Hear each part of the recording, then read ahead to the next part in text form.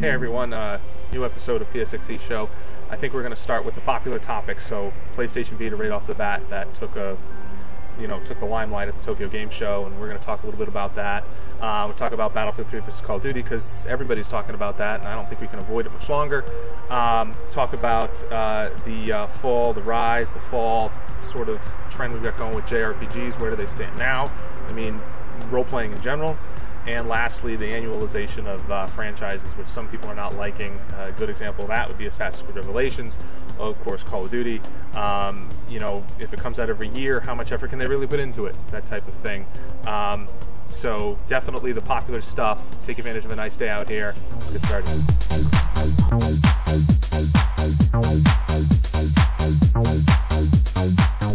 All right, PlayStation Vita. The idea is portable gaming, and the best portable gaming, really advanced. So say you're outside, like this. I mean, you're just relaxing. You've got your Vita, but you probably also have your phone.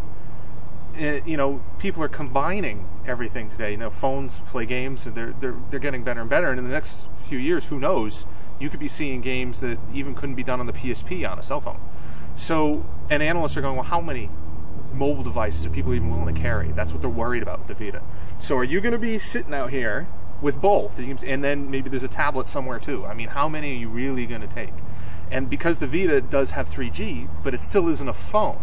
So, that's the question they're asking now. And I don't know. I mean, if I'm out here, you got to remember the battery life, which we just heard is about 3 to 5 hours for games. Say maybe, 9 hours, I think, only if you have it on standby and you're listening to music or something. The phones certainly last longer, although you'll drain more if you're playing games there too. I'm just wondering, I mean, how many pockets are you going to have? I mean, what, are you going to start carrying man purses? You can't carry everything. So what are you taking with you when you go relax somewhere? I mean, or when you go travel somewhere? I want to know what you're taking. I mean, after when we lost power from my arena, I was using the PSP more. And it didn't last very long, but I took it with me along with the phone. It was actually kind of a little bit of an inconvenience because it's not that small of a thing. You can't really put it in your pocket. I don't think you're putting the Vita in a pocket. So it'll be an interesting thing to see what happens. Sony says that they're not competing with smartphones, they're not competing with the DS, but I think it's going to be interesting to see what happens. So I'll pick it up, and I'll have them send it to me, and I'll take a look at it. I'm certainly interested in it. But the mobile explosion could have an impact.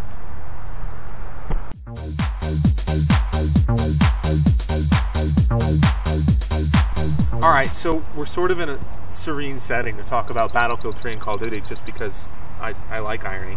But everyone's talking about it, and I don't know, I'm not sure what else there is to say. Everybody has covered everything. The graphic comparison down to the last pixel, what this is going to do in multiplayer, what that's going to do in multiplayer. EA taking shots at, Activision left and right, saying they're going to run it into the ground. The Call of Duty series, like they sort of ran the Guitar Hero and Tony Hawk series into the ground, although I think Tony Hawk was sort of because of a lesser quality. But anyway, the whole board thing didn't work. But we're not arguing about sales. No one's arguing about that. That's not really a comparison. Battlefield 3 will be lucky if they sell half the number of Modern Warfare 3. I think really what they're talking about is, they're 2 weeks apart or about there. So are the shooter fans going to buy both? I mean, that's, plus a huge lineup in the fall. So are they going to really buy both? I just hope one can differentiate itself from the other. I'm sure both will be good, and maybe one will be a little better than the other.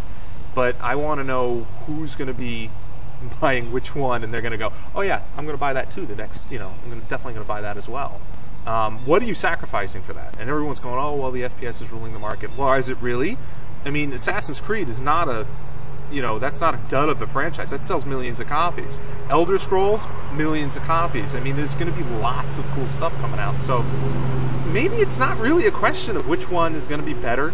Maybe it's just a question of, is it really to the point where we have to worry about shooters dominating a fall lineup where they're not that abundant? I mean, Resistance 3 was already out, but there's a ton. If you check the fall lineup and you run down the list, the majority are not shooters.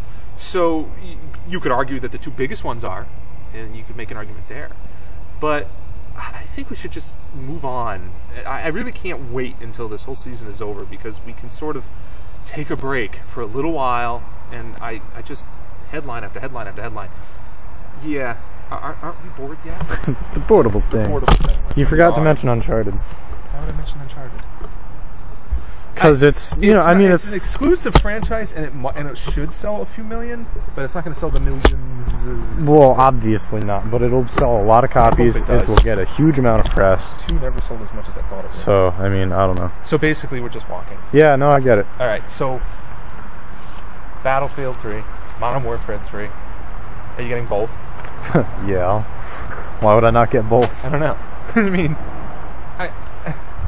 Which one? Wait a minute. I'm definitely getting both. There's not even a question. Do you think other Call of Duty fans will get Battlefield, or will Battlefield fans get Call of Duty? Well, it depends on what kind of Call of Duty fan. Because there's the Call of Duty fans, which are just kind of idiots, the ones that everyone complains about, and they're just like, "Oh, I'm never buying anything else but Modern Warfare." Yeah, we don't that's deal with all those I people do. very well. No, I don't either. So no. But there's not that many. Then again, there's the people who are like, "Oh yeah, I'll pick up Battlefield. I just want to see what they have to offer." So, I don't know.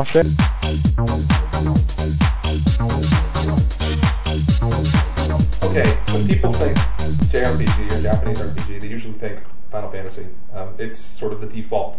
But the people who are into it, they know that a lot else exists. They come from Gus, come from various Japanese developers, and they're starting to show up at a pretty rapid clip. It usually takes a while in a generation for them to start showing up. It took a little longer than I would have wanted in this generation. I've gotten away from them a little bit, but Disgaea 4, Promise Unforgotten just came out. They just announced one for PlayStation Vita. They're doing a new Hyperdimension Neptunia. Final Fantasy 13-2 is in the works. Ni no Kuni was just confirmed for North America, so they're definitely coming. White Knight Chronicles 2 just came out, and I think people are always talking about the fall of Japanese role-playing games, and then sort of this rise where we get a lot of them, but then it's sort of a fall again because not all of them are great quality. And people are the question is whether or not that lack of quality is because they're stuck in the past and they're doing things the way they always used to do, which is what fans like, or if it's just because they're not as good. They have lesser voice actors. It's not as a professional presentation. It's just not as polished as what we see now from Western studios. And I think that's more of it. It has nothing to do with the fact that they're using some form of hybrid, like turn-based real-time like they do in White Knight. That has nothing to do with it at all. That is what the fans want. It works well. That doesn't degrade the quality, so get that out of your head. It really is just a matter of getting that overall level of professional quality. And I mean, production values of Final Fantasy are fantastic, and people point to this and go, "Well, you see, the mechanics didn't. That's why people didn't quite like it." Well, that's just they were new. They were new. That didn't work. They're remaking Final Fantasy X in high definition. So long as they don't touch the game plan, I don't think they should. Take a look at it. That's probably the last really traditional Final Fantasy sort of setup we saw. 11 obviously online. 12 I thought was great. It was just because it was still obviously an RPG. It was just very, very different. It was the first time we're running around completely in real time, encountering our enemies in real time. A lot like the White Knight system. So it's not because they're using old-fashioned mechanics. It's just because the overall production is it's lagging. It is lagging behind what we have now. So that's not it. But at the same time, it's not that they're bad. If people still like that kind of thing, like Ni no Kuni and Hyperdimension Neptunia, they may not be the greatest games in the world, but if they like that kind of thing, they will sell, and the Japanese will obviously still support it. So they won't be dead yet. It's just a matter of if they're going to, speed up and reach the level of the other high-level productions. The annualization of franchises. This includes basically Call of Duty. They've been doing it for quite a while, several years anyway. We're used to seeing it in sports. That's obvious. Madden, things like that. But it's starting to spread, and I'm wondering where it's really going to stop. It's getting to the point where they really want a big release every year. Is Square Enix going to do that with Final Fantasy? We have Final Fantasy 13-2 coming very soon. Technically, it'll be out this year in Japan. Next year early for us in North America. But what if the next thing's Final Fantasy Versus 13? What if they're trying to put a Final Fantasy out every year? Ubisoft is doing it with Assassin's Creed. They're doing it, we're getting Revelations this year. And they probably are going to try and do it again next year. But the thing that bothers me with that is, as much as I'm sure I'm going to love it, I like Assassin's Creed, and so long as they keep the gameplay the way it is, I'm going to be happy. But we were told that Ezio's last adventure was Brotherhood, and here he is again, and they're also bringing Altair back, and they're not writing new characters, and I think that's just because they didn't have time. I think they were told that they wanted to get this out for a holiday season so they could get another 6-7 million, maybe more sales. And I think they're going to keep doing that. But we're stunting growth here, aren't we? I mean, you can't keep doing this forever. You have to get new things. You know, you can create a whole new world, I suppose. You got the same engine running. But people have condemned Call of Duty for using the same engine, basically a spruced up engine of the one they had in 2005. You know, what if we start seeing this elsewhere? And will quality start to flag? It's still early. We haven't seen this a lot. But it seems, you know, these are big games. A lot of people working on them. They take a long time to produce. I understand that once you get it down, you can sort of pump it out. But if you want to keep things fresh, you need to put some time in. So I'm a little worried about where that's going. Hopefully, it's just for a few major franchises, and everything else will take their time. And I hope that's where it will. All right, that's it for this episode. Next time we'll talk more about probably Uncharted 3. I might get a closer look at it. In the meantime, talk about Elder Scrolls, how that participates in the whole role-playing thing. It's going to be big for role players. Dark Souls is here. And we'll also talk about the first quarter, which is pretty well, first quarter's loaded with stuff, and it's going to keep getting loaded because they escape out of the fall lineup. So we'll talk about that next time. So see you then.